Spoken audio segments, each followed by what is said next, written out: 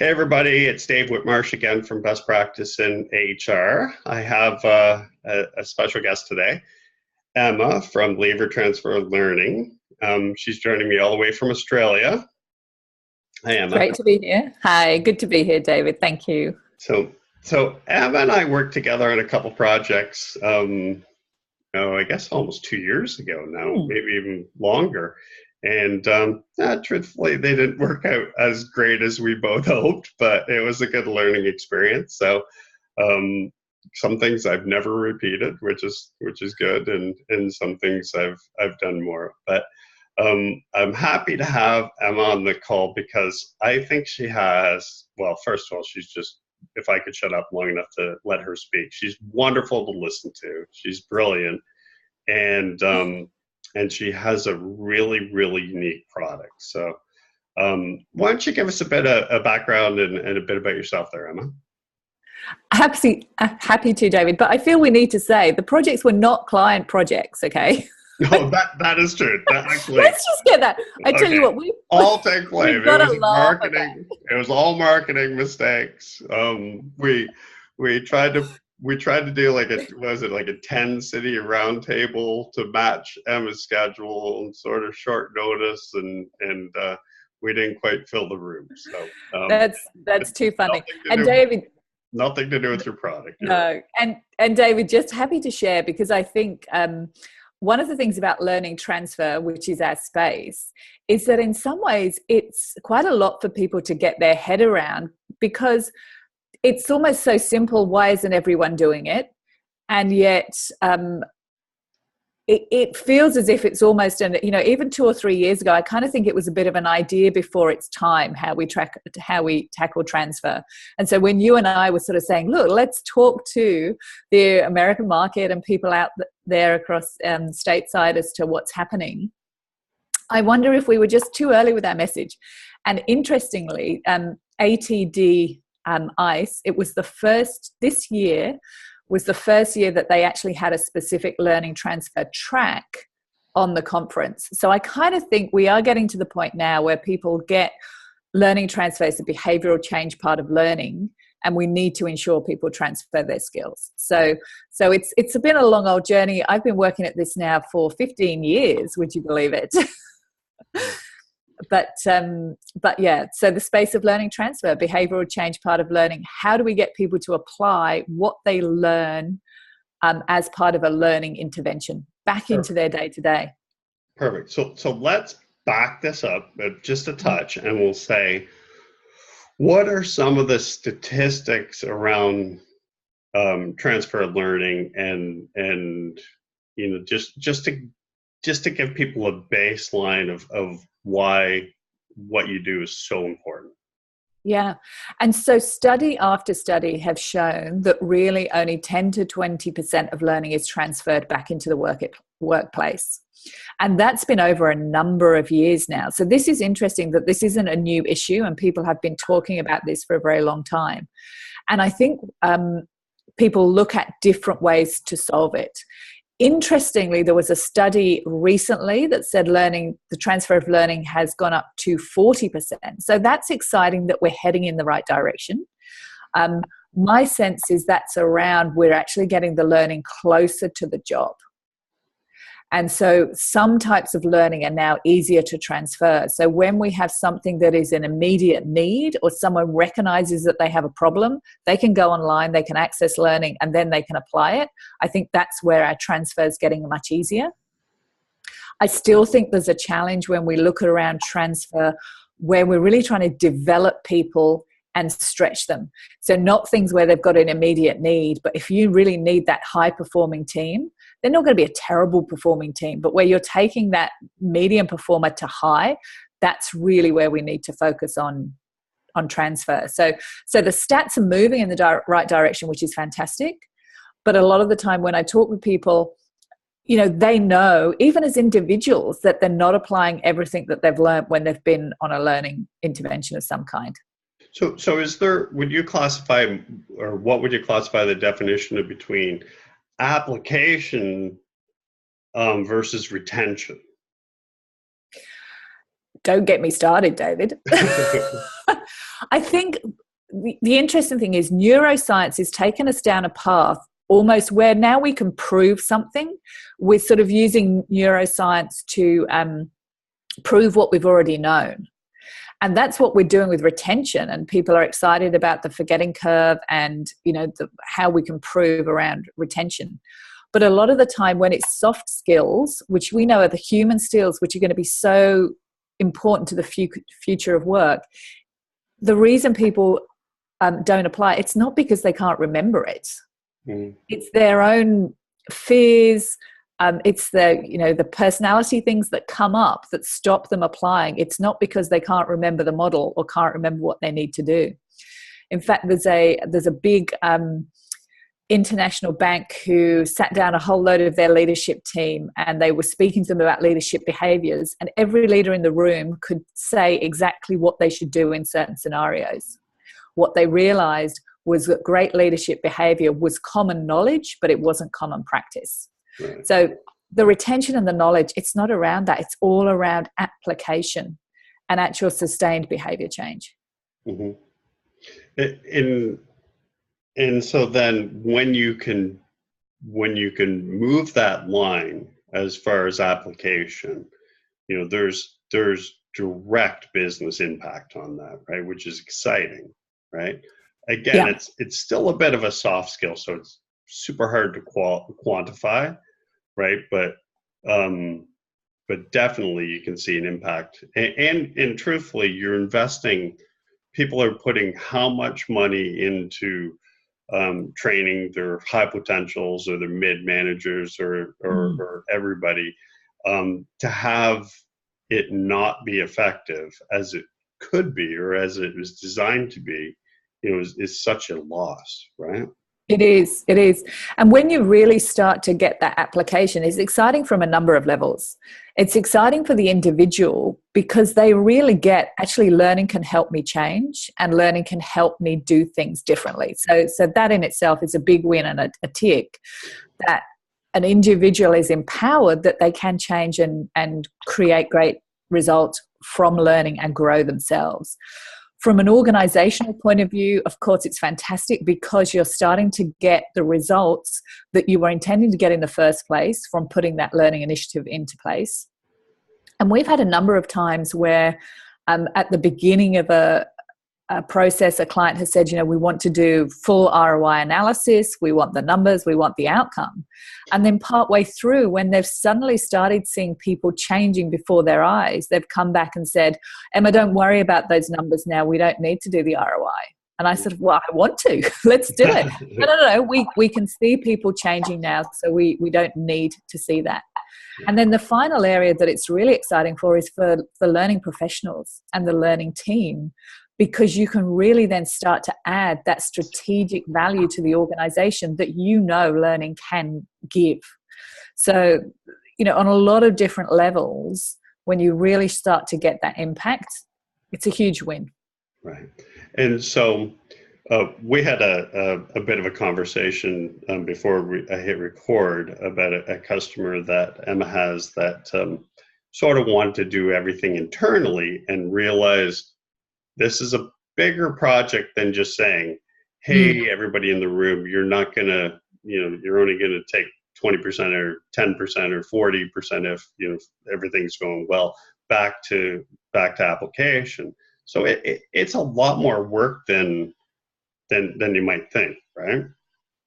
And one of the interesting things is it sounds so simple, but it's a nuanced process, because what you need to do is you really need to get that individual to take the ownership to move forward.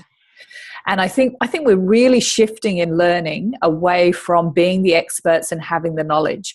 But certainly that's the kind of almost the pedigree. If people wanted an answer, they wanted to know how to do something, they would perhaps ask learning to teach them or train them. And we know now that it's more around facilitating, it's more about helping people learn and come to their own conclusions. And especially then when you're at behavioral change stage.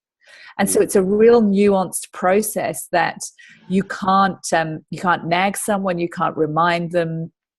It's not about ticking the box. It's really about working with that individual to get ownership. And that's quite a skill. And so some learning teams will want to develop that internally, which is fantastic. And David, there's an amazing not-for-profit working in the aged care sector that we've been working with in Australia that have taken the methodology internally. I'm so thrilled for them. As a learning team, they've had a fourfold uplift in budget this year because they've started to show really great results for their organisation. The company we were talking about earlier, again, they are using some of those skills internally, but when they really got under the bonnet of it, they thought, actually, this is a real expertise. And of course, we're helping them out. Very fortunate. We're delivering in 12 languages at the moment, which is quite hysterical because I always say, well, everyone on the team speaks at least 2 languages, their own language in English, so they can speak to me because I'm the only person that just has 1 language under her belt. But yeah, it's really great to be able to work with people in their own language because your own language is your own internal dialogue. Mm-hmm. So I see in a lot of ways what you guys sort of do is you're a layer on top of training, right? Or in the mix. So let's say training's a cupcake, right? And a cupcake in its own right is a good thing. But if you have icing on it, some sprinkles, and a little cherry, it's way more appetizing, right? And so really, is that I'm horrible with analogies, but is that how you see yourself in some degree, being able to make something better? Definitely being able to make something better. And I would almost challenge people's assumptions there a little bit. I don't know what it's like with you, David, but the cupcake stores here at the moment are quite impressive. And once you've been to a cupcake store, why would you even buy just a plain cupcake with no topping? Because is that going to be useful? It may keep you fed, but it's not going to actually give you any results, joy, or impact. So I don't know. We may be stretching our analogy a little bit there. I think we could go on for cupcakes for a while. Yeah, we could. Right. And so and so when you look at, like, let's pretend I'm the vice president of training or OD. How do I identify a product that you have as being a good fit for me? Like, what would be some signals that I might sort of see, or I might feel that you would see as a good opportunity to work with? So the first thing is it needs to be something where you really are looking to get the change within the organization, and that's important to the organization overall. So you really need to be thinking strategically, how important is this learning intervention with what I'm looking to achieve? Right. You then need to be looking at what's the maturity within my organization for delivering transfer currently? Where do we have resources? What have we already got? What do we need? I think it's a red flag if you're, as a learning team, you're sort of delivering a learning intervention or a learning program and then leaving it up to the organization to create the outcomes and the results. And so I think often as a learning professional, you'll say, actually, I need to really ensure it delivers that end piece behavioral change. So if you're in that position where you really want to get the outcome, they're the types of things we'll be talking about. Right. I think the other piece is to start to think about, well, what are the behaviors that we're actually looking to change within the organization? Excuse me. The clearer you can get on that. And again, it's quite an interesting question. It sounds so simple, but people often struggle with what's the behavior that they want to achieve opposed to what's a mindset that they want to achieve. Right.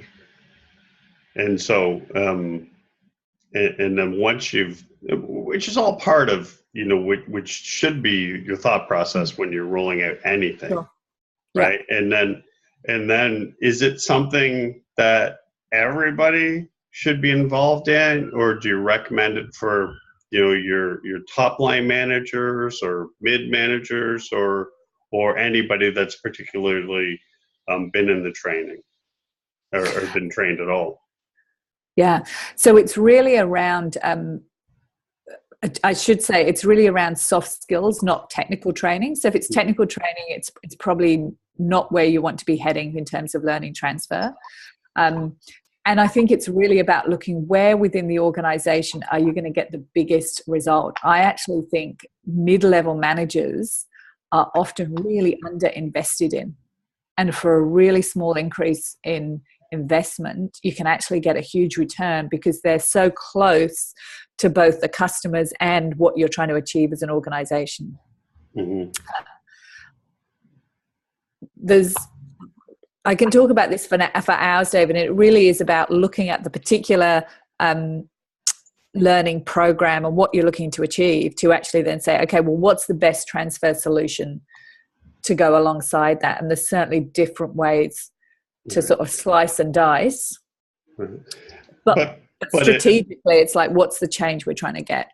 And is it going to add value to the organization? And how important is it to, your organization and mission, all those sorts of things, right? If it's truthfully, if it's a compliance training, that's mandatory check boxes that you need to do to cover your rear end, don't bother, right? But if it's something a little deeper, you really want to focus, you really want to have, a close to 100% involvement, understanding, grasping, then you're crazy not to. Yeah. So got it. So a little bit, it's interesting. So you're in 12 languages, right? And I'm going to ask you to say hello in all 12. No, I won't do that. But I'm going to, but so I know you're based in Australia, but where, other than Australia, where do you find most of your business comes from these days? So we've got our largest teams outside Australia is the US and in the UK, where we, go across Europe. Mm-hmm. We've also got, South American people in South America, people in some of the European countries and certainly the Asian countries. But I think what I'm seeing is there's a big shift as people really within organizations want to see their people really excel at their human behaviors. The advantage of an organization is going to be less about the technology and the products and more about what the people behind that organization are able to achieve. And I think that's where we're starting to see people get really interested in learning transfer, because they're getting that it's the nuance piece that creates the results and the outcomes. So, and I certainly think, the US and Europe, really, people are starting to have those conversations as what do they need to be doing differently in every function. Right. So well, yeah, absolutely. So really you can support anywhere in the world, right? From a customer base, and that's great. Yeah. And what we should say, David, is and it's interesting, I get so close to this, I forget some of the details. So all of our work is delivered over the phone. Or we have a chatbot technology that we've developed. And the whole idea is that to help the change, you're trying to get that individual to have the conversation with themselves. So this idea of sitting down face to face, it doesn't actually add anything to the outcome. As nice as that would be, and as nice as it is even to have video on our call today, when you're trying to get someone to change their behaviors, it's about helping them go internal. Mm-hmm. And we do that through using, an old-fashioned headset or handset, which is why it can be so portable and so easy to happen, across a country, across a continent. Right. Well, that totally makes sense. And so, and you have a book, right? And so Emma's an official expert. I have two books now, David. There's been another one arrived since we last spoke. Okay. I haven't seen that, so no. I apologize. I will make sure I get a copy. And so, and both the books are on the same topic? Yes. So the Turning Learning into Action is the book that's around our methodology and our approach. And the second book was co-written with Jack and Patty Phillips from the ROI Institute, and that's called Making Change Work. Because, of course, there's also, when we're looking at change within organizations, a lot of money invested in change, with the reality being that people don't change. So it's tackling the people part of change initiatives as well. So that was the second book. But for the learning premise, the turning learning into action is all about the learning transfer methodology. Got it. And so what's the best way for somebody to either get a hold of you or learn more, or take that next step? What do you recommend for resources?